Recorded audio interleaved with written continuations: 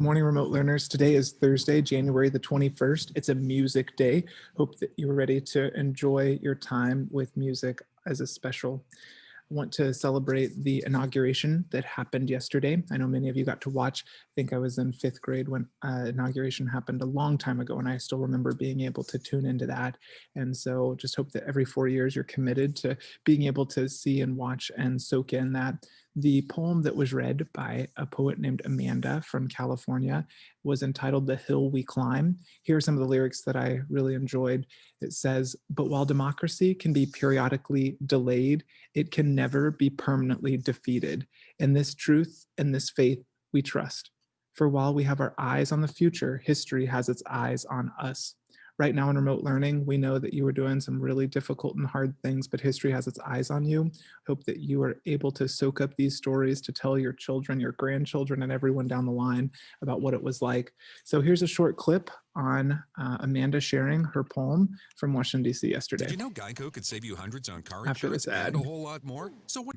Democracy Here can we be go. periodically delayed.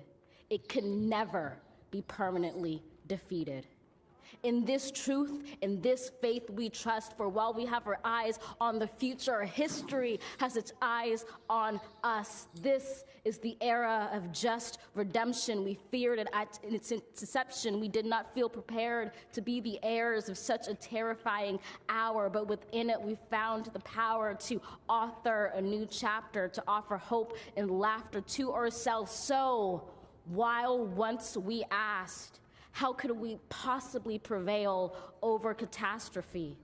Now we assert, how could catastrophe possibly prevail over us? We will not march back to what was, but move to what shall be, a country that is bruised but whole, benevolent but bold, fierce and free. We will not be turned around or interrupted by intimidation, because we know our inaction and inertia will be the inheritance of the next generation. Our blunders become their burdens. But one thing is certain: if we merge mercy with might and might with right, then love becomes our legacy and change our children's birthright.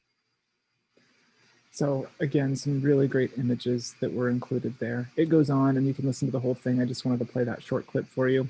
The other last quote from this poem called The Hill We Climb, it says, "And yet the dawn is ours before we knew it. Somehow we do it.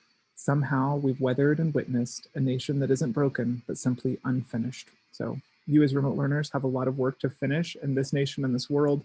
And we hope that you seek inspiration from people like Amanda and from others around you that are participating in our civic engagement, service learning, and volunteering week. We want you to share your experiences of how you've been able to help other people.